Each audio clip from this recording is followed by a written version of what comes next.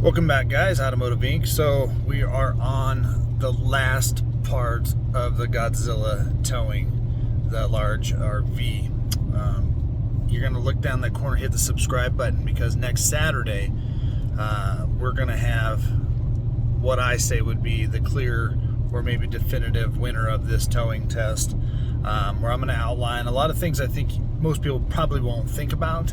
But almost every day this week, I'm going to post one of these videos, and there's a series to each one. There's going to be one Chevy one Ford one. The trips were both the same, breaking this down and how the guys did towing. And at the end of this one, because this is the last of the Ford one, I'll put a link in there to go to the first of the Chevys. And then from there, I'll link all of those videos, but I'm just not in a position now here to, I don't have my laptop stuff so I can do all this linking and whatnot. So we did, by the time we get all the way back to where we store the trailer, it'll be 108 miles. I lost track at 100 and some odd up and down hills. I mean, it's really rolling out here. And some of the things I did notice, so ambient outside temperature was 72 when we were towing this morning with the Chevy. Right now it's about 78, so it is a little bit warmer. We have a tailwind going back. Coming out, we had a little bit of wind coming at us. And interesting enough, the transmission in this thing ran anywhere between 30 and 50 degrees hotter than the Allison. Right now we're currently at 208. The highest I saw was 227. Now, by no means does any of that basically mean it's too hot. It's probably not going to focus there. Never got the red or anything like that, but I was definitely surprised that the temperature stayed that hot, because it was working. It was doing its good progression between the gears and everything like that. But nonetheless, I was definitely surprised. So overall, through everything, did the same thing going into Burlington, Colorado. Goes from a 65 down to a 25. I didn't touch the brakes at all. All I did was use the decel or the minus button on the cruise control, and it slowed down just fine. So transmission did everything. Again, this is using tow haul mode in both trucks. Both trucks did really well doing that. The Ford brakes are a little bit, they're different, kind of like we said in the other videos. The Chevy brakes take a little bit more definitive push over, say, the Ford, but both more than adequate. Let's see where the fuel economy ended up so far. So 8 miles a gallon. Chevy was at 7.8. We got a little bit further to go before we get there. So we're at 85 right now, so we got about 23 more miles before we get there and everything like that. So one thing I'm going to do is kind of like on the last one, I'm going to go crest this hill with my cruise control set the speed limit, which was 55, and then I'm just going to use the minus to back off of it because it's pretty steep, and just see if it'll hold us and or slow us down. The Chevy did. It geared down and kind of held us, but what I'm trying to kind of present an idea to you guys. When you guys go through the Eisenhower Tunnel in Colorado, that's where the TFL guys use the Ike Guantlet, and they run a truck through there, and they crest through the hill, and then they kind of coast down the hill. They only use the exhaust brake on the diesel and use nothing on the gas trucks. So they're saying there's an excessive amount of brake applications. Now in the Chevy, there was people behind me here, so I really didn't have the opportunity to set it at 35 and go down, but the tunnel speed is 35, and when you crest the hill and go down, for the most part, if you're a heavier vehicle, so you're towing, your speed limit is going to be 35. So I want to see how well this does going down this hill over here. So we'll see if we can get it kind of backed off to about 45 to 40.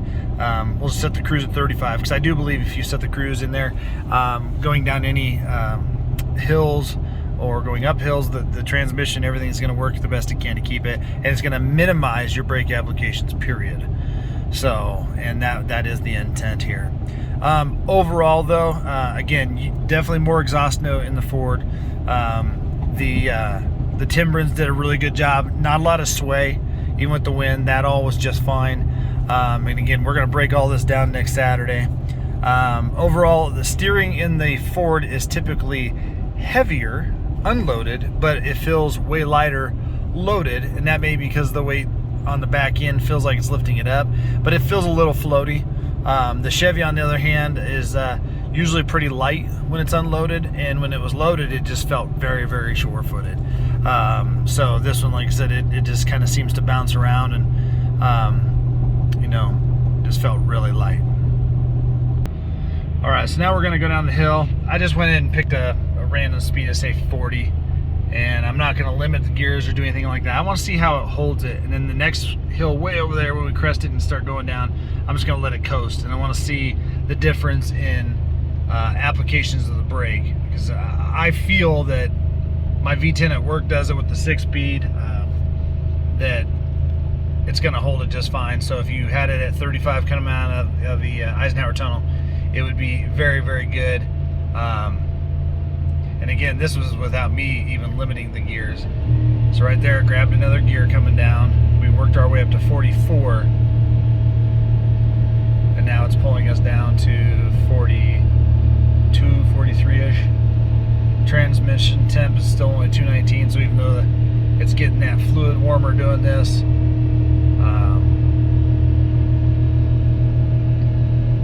so in the trucking world, once you reach about 5 mile an hour over the speed limit, we would touch the brakes to bring it back down to that 40, and then we would let it that way.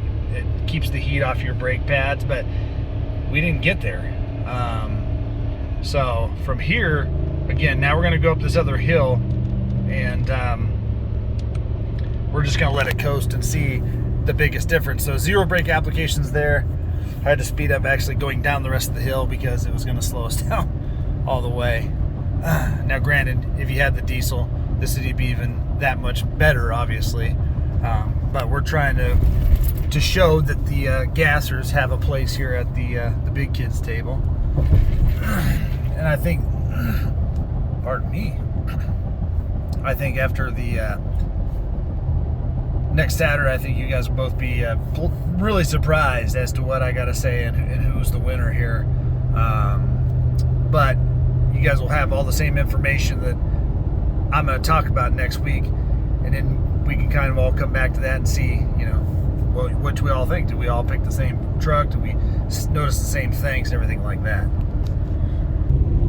All right, guys, so we are getting to the top of this next hill, and we got a curve and then a curve, and I'm going to kind of back it off to 40 again, because I want to give the truck the exact same opportunities I did last time. I'm not just picking some random speed. Obviously at 60 we have more momentum, so if I just started coasting then, obviously it could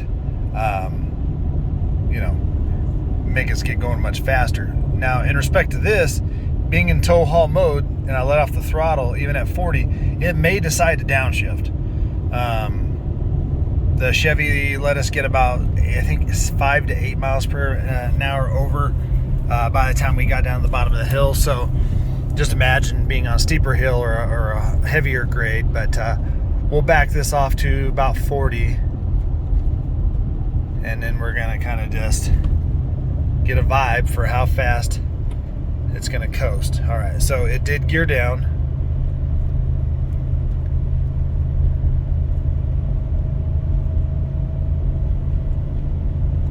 See right there. So this is the issue with the Ike Guantlet test for the gassers. This is what gives it the unfair advantage.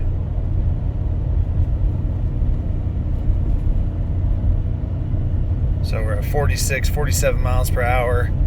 Obviously if we had more grade and say we were in a higher gear, like say 4th, it may let it even go even faster than that. But because I pushed on the brakes to get us to 40, it did seem to want to downshift this for us, so it's kind of holding us in that gear range. But there we go, it's getting us up to